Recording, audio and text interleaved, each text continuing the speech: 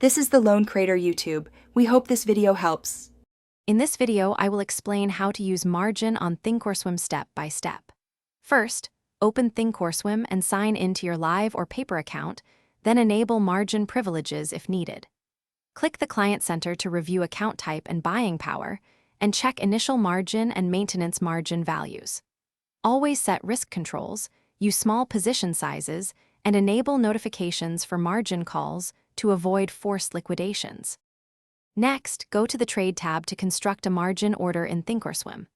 Enter the symbol and choose the number of shares or contracts, then verify the platform shows margin buying power and estimated requirements.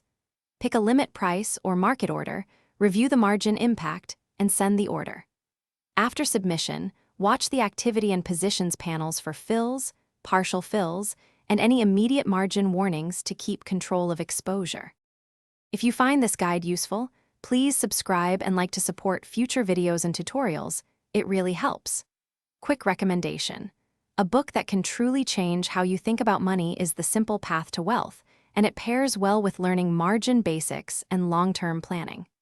Check the description for the link and other deals, and watch for tools and extras I mentioned throughout the video. Now let's get back to the video.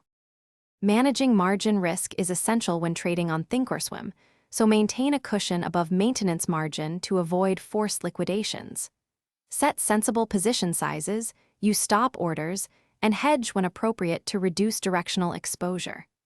Check real-time P&L, buying power, and margin cushion regularly, and adjust positions if margin requirements rise. Practice in paper trading until rules and alerts feel natural before risking significant capital in a live account. Thanks for watching. Consider subscribing if we helped you.